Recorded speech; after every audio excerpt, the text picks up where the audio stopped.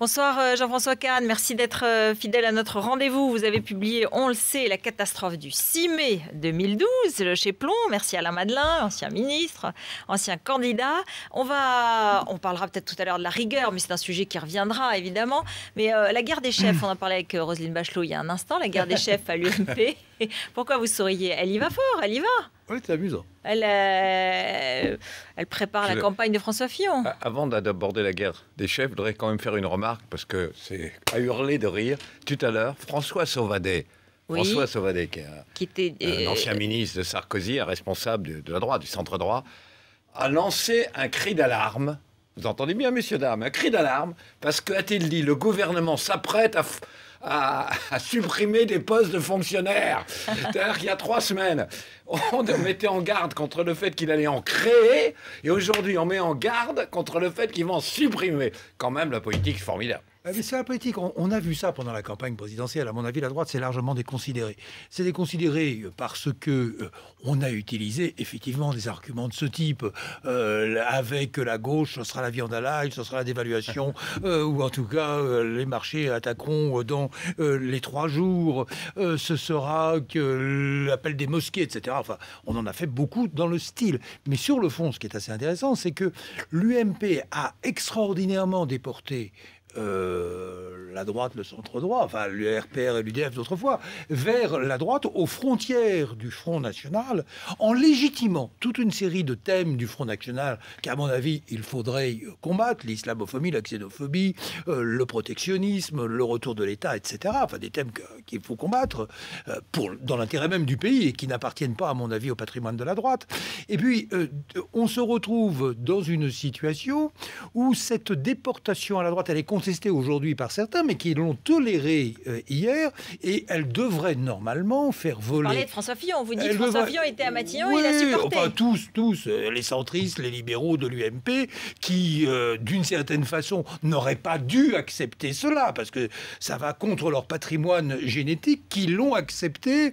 Je ne sais pas s'ils vont se rebiffer aujourd'hui, mais franchement, l'UMP mériterait et devrait exploser. C'est un mariage contre nature de familles politiques, les centristes, les libéraux et le RPR, à l'occasion du 2e tour de la présidentielle de 2002. Jacques Chirac n'ayant plus besoin de personne, il a permis de faire aboutir ce projet dorénavant, tous dans le même, dans la même parti. Maison. Sarkozy a fait une victoire extraordinaire. Mais oui, c'est ce que j'allais vous dire, Alain Madelin. Pardonnez-moi, mais quand Jacques Chirac mettait des barrières avec le Front National, il faisait 20%. Et quand Nicolas Sarkozy fait moins, il a fait 48,5%. Alors, c'est ce que disent certains. Est-ce que c'est pas la meilleure stratégie? Quand vous voyez ça, ça a permis de faire élire Nicolas Sarkozy une fois. Cette stratégie-là, elle a peut-être été bonne, comme vous le dites, au premier tour des présidentielles. Elle est mauvaise sur les législatives. Et si je regarde, comme on dit dans la finance, le track record, c'est-à-dire le bilan total de l'UMP, ils ont tout perdu. Jean-François Kahn. Les régionales, les municipales, les cantonales, le Sénat et les législatives.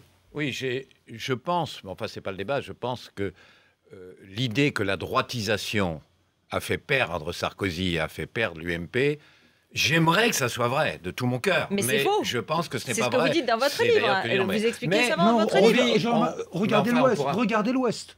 C'est frappant. Oui, mais il n'y a pas que l'Ouest. Mais c'est quand même frappant. Mais on vit quand même... Alors, d'abord, j'aime pas beaucoup qu'on dise guerre des chefs, etc. C'est la démocratie. C'est la démocratie. Ce qui n'était pas normal, c'est quand Sarkozy donnait un ordre et qu'ils se mettaient au garde à vous et qu'ils acceptaient des choses avec lesquelles ils n'étaient pas d'accord. C'est ce que vous dites et vous avez raison. Là, il y a le débat entre 2 lignes. Là, pour une fois, il y a un vrai débat de fond sur des lignes et je vois dans les médias guerre des chefs, empoignade. Il y en a marre de ça. C'est la démocratie. Première remarque. La deuxième, attendez, on vit un moment formidable. Enfin, on devrait... Premièrement, vous avez à l'UMP, vous avez les livres, vous en avez parlé. Bon, qu'est-ce qu'ils disent?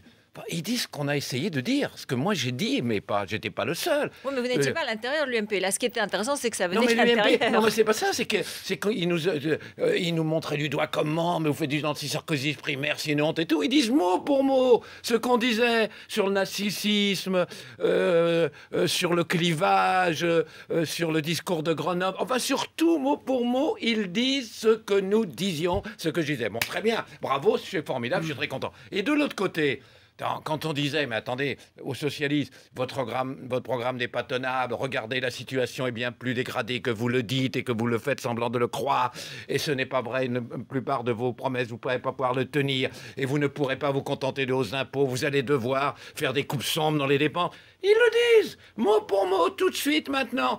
Alors, excusez-moi, c'est vrai qu'on pourrait... Si on était narcissique, justement, on dirait... Parce que vous n'êtes pas Jean-François Kahn, il n'y a pas de problème. Tout va bien. On dirait, écoutez, franchement, tout ce qu'on a dit... Alors, qu'est-ce qu'il faut faire pour reconstruire la droite? Est-ce que maintenant, aujourd'hui, l'UMP doit dire... Non, mais puisque vous critiquez, bon, c'est clair, on a compris, le fricotage, entre guillemets, le rapprochement, les grosses ficelles avec le Front National, ça n'a pas marché, ou en tout cas, c'est pas, selon vous, la bonne ligne. Mais est-ce que c'est quoi? C'est le sérieux budgétaire? C'est le conservatisme sociétal? C'est quoi c'est quoi la ligne de la droite demain pour reconquérir le pouvoir? Le mot droite et l'idée de revenir aux fondamentaux de la droite, c'est un langage relativement récent. On ne disait pas ça au RPR ou à l'UDF ou chez les libéraux. C'est un langage qui a été imposé par la ligne... droite et la gauche. Oui, les gens étaient à droite et à gauche, mais revenir aux fondamentaux de la droite, les valeurs de la droite, c'est le langage Buisson, Copé, Guénaud, d'une certaine façon aussi. C'est-à-dire, et donc c'est quelque chose de relativement nouveau. Je pense pour ma part que la stratégie du râteau à une dent, c'est-à-dire je ramasse l'électorat juste sur la droite en cherchant à cliver au maximum. Ce qui marche, François Kahn a raison d'une certaine façon. Quand vous clivez au maximum, ça marche un peu, mais c'est pas une stratégie pour vraiment gouverner un pays. Et le fait de retrouver les familles politiques, je ne sais pas quelle est la forme d'organisation, mais une famille centriste, une famille libérale, avec Jean-Louis Borloo à l'Assemblée, et une famille RPR, dont certains seront peut-être tentés par l'alliance avec la droite, l'extrême droite, et d'autres la refuseront, me paraît être un paysage plus normal de la vie politique.